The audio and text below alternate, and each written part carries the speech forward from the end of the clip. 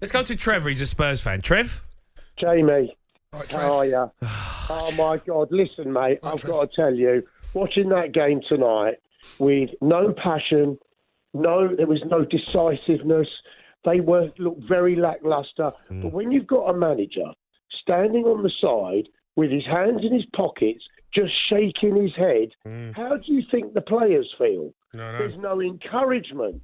There's nothing from Ange. I've had enough. I'm telling you now, by the end of this month, he will be gone because I cannot see Spurs winning another game. We've got Chelsea, Rangers, Liverpool in the next 3 games. We ain't getting nothing out of those 3.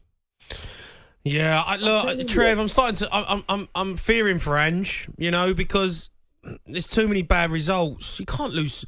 No, we've lost 6 games already. Correct, and you can't defend like that. No. You cannot defend. Now, you've got no set-piece coach.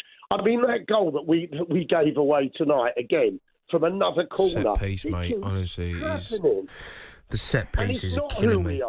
It's not who we are. The geezer will not change his tactics, and that is the problem you've got with the manager.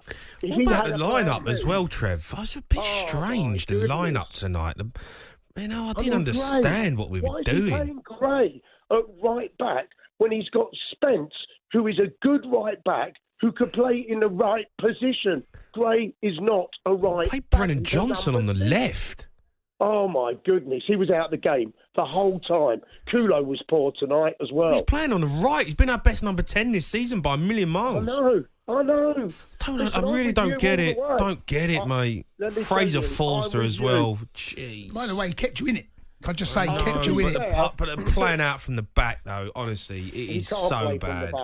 It's so bad. But he did save us tonight. We could have lost 3. We could have lost 3-0. Yeah, I know. There is no one in that team tonight that. Trev, would you get rid of him? Would you sack him? I want to know from Spurs fans tonight. 100%.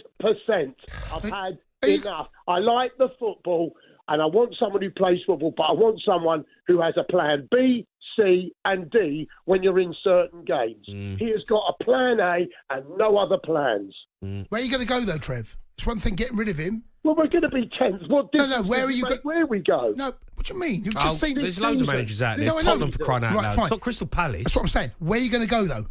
Who do you want to get? Who do you want in? You know what I'd take? Go on. I'd take Iola because he's a good manager. The Fulham manager. No. The Bournemouth manager. Iola, yeah. Take Hurley, the Brighton manager. They're a lot better than him. They've got more big step up. Big step up. All right, Trev, listen, mate, I appreciate your call. Want to hear from Spurs fans after watching that stink fest. Chubby, the Spurs fans phone us up. Right, Chubby? All right, Chubbs. How are you doing, guys? I'm all right, I'm all right, Chubb. Look, it's hard for me having to present a show and watch Spurs and then come and talk about us losing to Bournemouth. It's becoming painful, Chubb. Well, sack the manager. Is it that time? Is it? Yeah, I know, but is it that time yet? No. Listen, it's that time of the month. I don't know, mate. I don't know if it's too early. No, Jay, please stop this nonsense. Right, the guy's playing. He's a fraud. Bit harsh, Chubbs. Chubbs, that's a bit harsh, mate. No. Let's call it what it is. He's a fraud. Let me tell you something, right? You can't win 3 manager in a row last year. Then all of a sudden, you can't defend. You can't. It doesn't make sense. The defending in the set pieces, mate, is a joke. I'm sorry, it is. It's so bad. I enjoy the football when it's good, but you've got to have other ways of winning games, mate. It's never good. It's never good. Oh, it was good against Man City. Come on, man. Huh? No, I agree. It's few and far between. Look, it's a tough place to go, Bournemouth. Like I said, this ain't an easy place to go now. Bournemouth are a good team, but it's got to be better than what I'm watching, mate. That performance tonight was abysmal. Jay, stop making excuses for these guys. Right? Bournemouth are a good team, yeah, but Tottenham, Jesus Christ! You know what? Sack him. Chubb.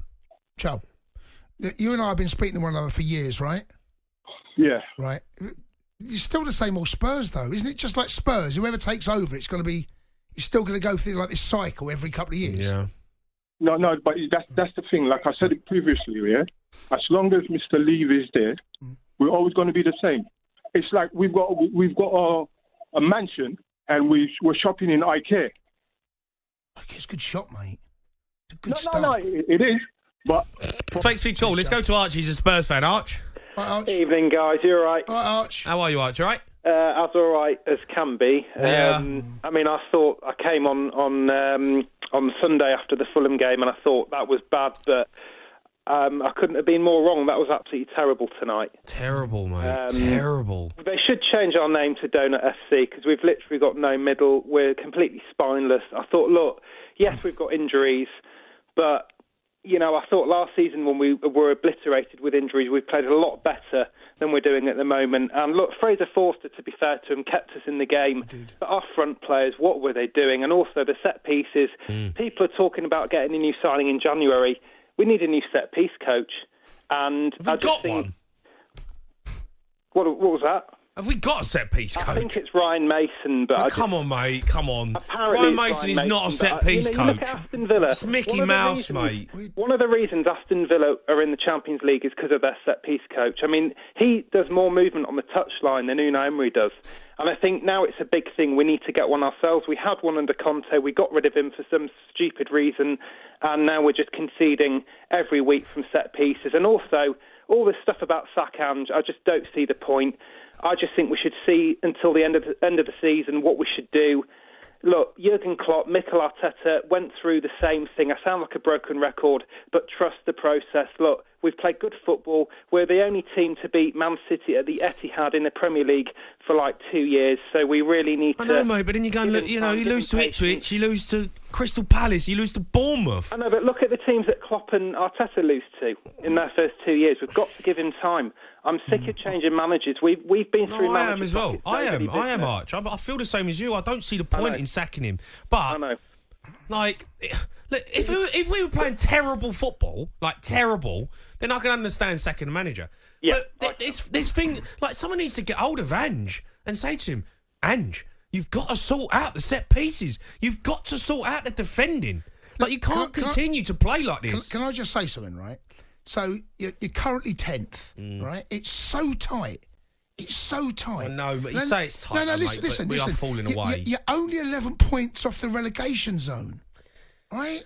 Cundy, I'm not in the mood for you tonight. No, what do you mean? I'm genuinely not in the mood for you. You're only, so if you're just gonna make a mockery of it, like you can do the show by yourself. What do you mean? You're only 11 points. Hold on.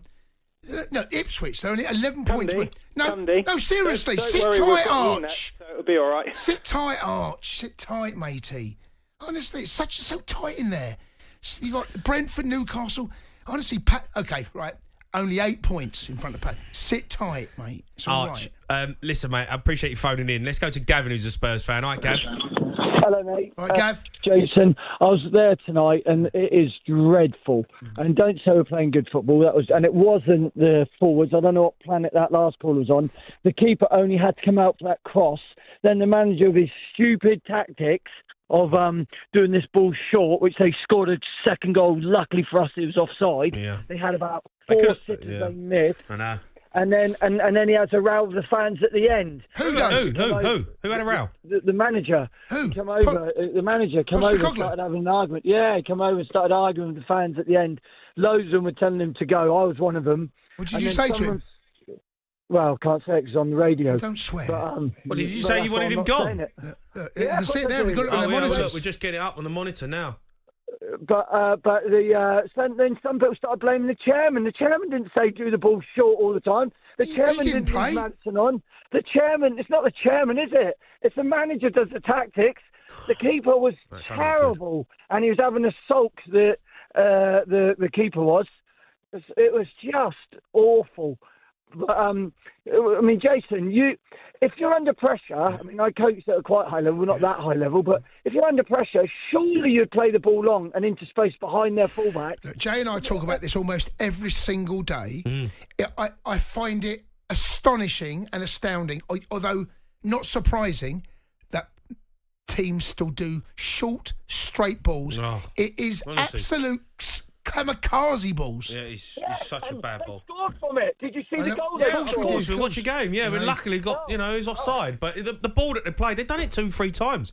The Fulham game, they've done it today, and they score from it. Yeah, Fulham score. Yeah, they did. It happens every single week, every single night. Me and Cundy have this same conversation about playing a straight ball to a midfielder and it gets cut out. Like, it is absolutely ridiculous. But they keep doing it, and I don't know what to say, because obviously they just think that it's the way that they want to do things. But for me, I thought it was a terrible performance from Spurs. It was bad, and I can see why the fans have got the and I've just seen the clip of Ange walking over, and it does look like the fans are really giving him some stick and saying.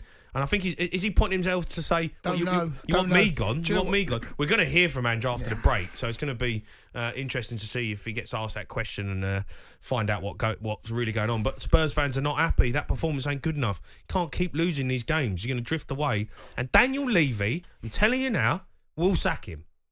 He will sack him. If he thinks they're not going to get in Europe, he'll sack him. Simple as that. What does Europe look like? Because there's 5 spots potentially coming up for Champions League. All is not lost. Look at Manchester United. Manchester United. The Sports Bar with Jamie O'Hara and Jason Cundy. Monday to Thursday nights from 10 on AM, on DAB, via the talkSPORT app and on your smart speaker. talkSPORT.